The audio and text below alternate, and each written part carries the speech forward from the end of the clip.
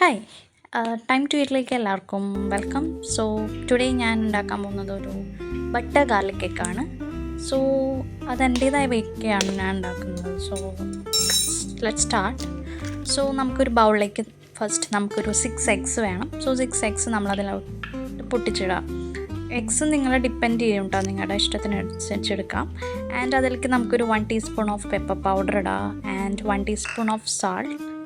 ഇത് രണ്ടും കൂടി ആഡ് ചെയ്തതിന് ശേഷം നമുക്കിത് രണ്ടും നല്ലോണം മിക്സ് ചെയ്യണം. സോ അത് രണ്ടും മിക്സ് ചെയ്യുക. നല്ലോണം മിക്സ് ചെയ്ത് ഉപ്പും അതുപോലെ തന്നെ നമ്മുടെ കുരുമുളക് കൂടി നല്ലോണം മിക്സായി എന്ന് മനസ്സിലായി കഴിഞ്ഞ് കഴിഞ്ഞാൽ നമുക്കത് ജസ്റ്റ് ഒന്നൊരു സൈഡിലോട്ട് നമുക്കത് മാറ്റി വയ്ക്കാം.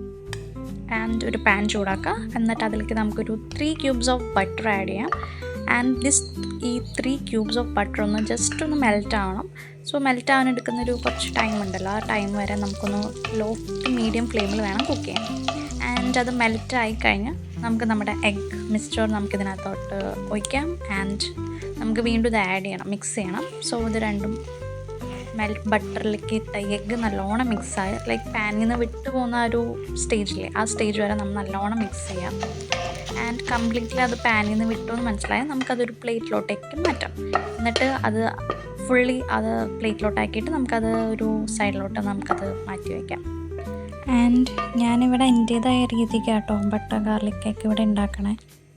പിന്നെ ഇതിലോട്ട് നമുക്കൊരു മിക്സി ജാറിലേക്ക് ഒരു 15 ചുവന്നുള്ളി, 15 വെളുത്തുള്ളി, 2 പച്ചമുളക്.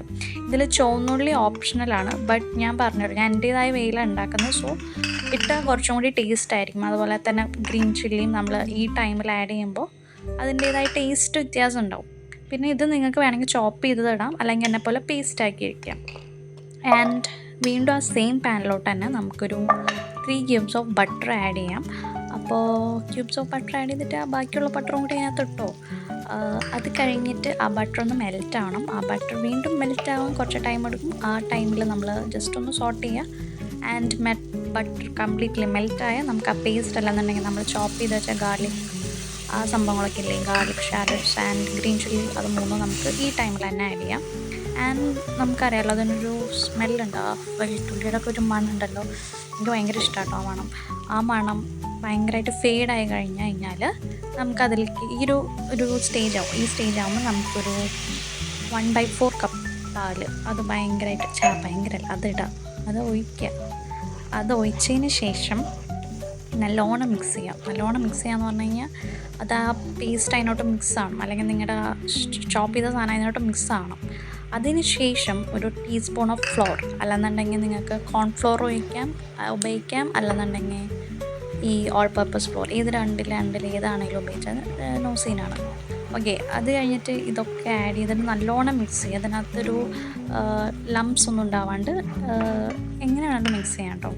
അത് കഴിഞ്ഞിട്ട് ഒരു ടീസ്പൂൺ ഓഫ് ചില്ലി ഫ്ലേക്സ്, ഇത് ഞാൻ നേരത്തെ പറഞ്ഞത് ഗ്രീൻ ചില്ലി അവിടെ ആഡ് ചെയ്യുന്നുണ്ടെങ്കിൽ ഇവിടുത്തെ ഇത് വേണമെങ്കിൽ കുറയ്ക്കാം. എനിക്ക് പൊതുവെ എരിവ് ഇഷ്ടമായതുകൊണ്ടാണ് ഞാൻ ഇങ്ങനെ ഞാൻ പറഞ്ഞ 1 teaspoon അളവിലിട്ടേക്കണത്. നിങ്ങൾക്കത് കൂടിയും കുറയ്ക്കുകയൊക്കെ ചെയ്യാം നിങ്ങളുടെ ടേസ്റ്റ് പ്രിഫറൻസ് അനുസരിച്ച്. അത് കഴിഞ്ഞിട്ട് ഇത് നല്ലോണം മിക്സ് ചെയ്തിട്ട് ഒരു 1/2 teaspoon സാൾട്ട് ഇട്ടതിന് ശേഷം നമുക്കൊരു സ്ലൈസ് ചീസ് ആഡ് ചെയ്യാം.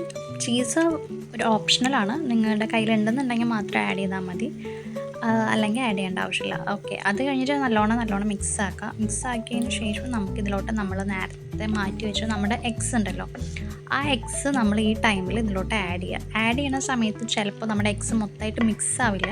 അപ്പോൾ അങ്ങനെ മിക്സ് ആവാത്ത സ്റ്റേജ് ആണെന്നുണ്ടെങ്കിൽ നമുക്കൊരു 1/4 കപ്പ് മിൽക്ക് നമുക്കിതിലോട്ട് ആഡ് ചെയ്യാം ഈ സ്റ്റേജിൽ. നമ്മുടെ ബട്ടർ ഗാർലിക്കൊക്കെ അങ്ങനെ റെഡി ആയിട്ടുണ്ട്. നമുക്കിത് ഇഷ്ടമുള്ളതിൻ്റെ കൂടെ പെയർ ചെയ്യാം. ബ്രെഡ്, നാൻ, കുബൂസ് അങ്ങനെ ഇഷ്ടമുള്ളതിൻ്റെ കൂടെ പെയർ ചെയ്യാം. So bye, thanks for watching.